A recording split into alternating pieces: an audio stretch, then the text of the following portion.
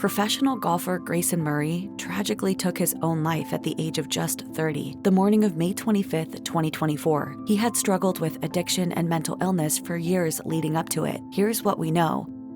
After graduating from Leesville Road High School in Raleigh, North Carolina, Murray found it difficult to find a college where he felt comfortable. He started at Wake Forest University before transferring to East Carolina University, then finally ended up at Arizona State University. While there, he suffered a concussion in a bicycle crash. Grayson's father, Eric Murray, told NBC Golf he noticed his son had started behaving strangely after the accident. Grayson suffered an anxiety episode so overwhelming that he became unable to swing his golf club at the 2014 Southern Amateur. This incident led to a social anxiety diagnosis. His father later consulted a specialist because he noticed that Grayson seemed to be struggling with depression as well. The golfer spent over a week undergoing various tests at the University of North Carolina's Sport-Related Traumatic Brain Injury Research Center, where it was discovered that his concussion had severely affected his brain activity and eyesight. Eric said he was already in trouble. The concussion just pushed him over the edge. In 2023, he picked up a victory on the Korn Ferry Tour, his first victory since a PGA Tour win in 2017. Grayson said he was using his own mental health experiences to help others who had reached out to him. Not ashamed that I go through depression, anxiety.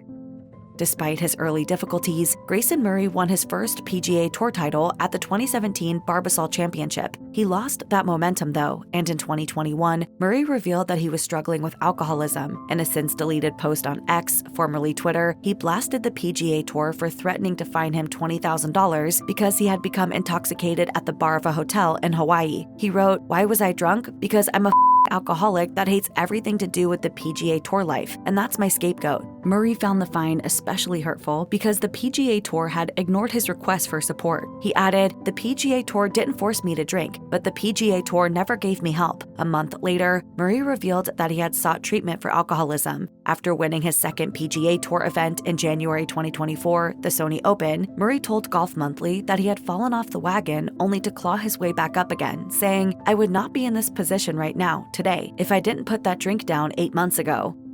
In 2022, Murray had to pull out of the Bermuda Championship after getting injured in a serious accident. According to Golfweek, he was riding a scooter when he collided with a moving vehicle. He suffered a broken kneecap and facial lacerations that required 25 stitches. Other cuts elsewhere on his body needed 25 more. In a 2024 PGA Tour interview, Murray said that he was lucky to be alive after the accident. "If I didn't have my helmet on, I probably would have died. It should have been my rock bottom, but I had to keep going."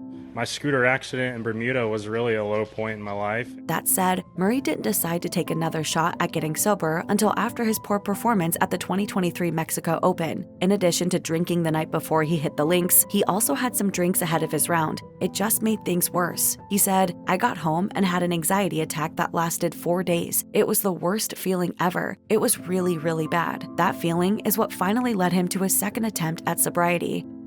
Murray expressed some guilt over what his family went through as they spent years watching him struggle. Yeah, my parents have been through, hell and back, basically. His father had worked tirelessly to help him. Eric Murray told NBC Golf he was not only playing the top golfers in the world, but he was also battling himself, and that was the toughest battle of all. Grayson credited his parents' unwavering support for giving him the strength to carry on when times were tough. He told Golf Monthly, "Everyone in my life right now who is close to me, who has been through the struggles with me, it's all a team effort." Grayson's fiancée, Christiana Ricci, was also totally supportive. In 2021, Grayson mentioned on X how lonely life could get on tour, but before he died, he made it sound like he'd finally found a companion who could make the demands of his career more bearable. "I wouldn't trade anything. I have a beautiful fiancé. I have beautiful parents." Eric Murray praised his son's tenacity in his 2017 NBC Golf interview, but couldn't help wondering aloud how much Grayson would have accomplished on the green without his mental health struggles holding him back. He held out hope for his son's future, saying, "At the end of 20 years, I think he's going to look back and say that he's had a good career, but only he's in control of that." After winning his third Korn Ferry Tour title at the Simmons Bank Open in 2023, Grayson expressed a positive outlook on his professional future. He told Golf.com, "Luckily, we play a game where we can have career careers into our 50s, so 30 is still young. I feel like I have a lot of good golf ahead of me. Grayson had implemented all sorts of changes that weren't just aimed at improving his game, but also his mental well-being. He was training with a fear management expert, and he told Golf Monthly that he had decided to stop tweeting, a habit that got him into trouble. He also spoke about his mental health advocacy, saying, "My story is not finished. I think it's just beginning. I hope I can inspire a lot of people going forward that have their own issues." Sadly, that did not come to be. If you or anyone you know is in crisis, call or text 988 or chat 988lifeline.org.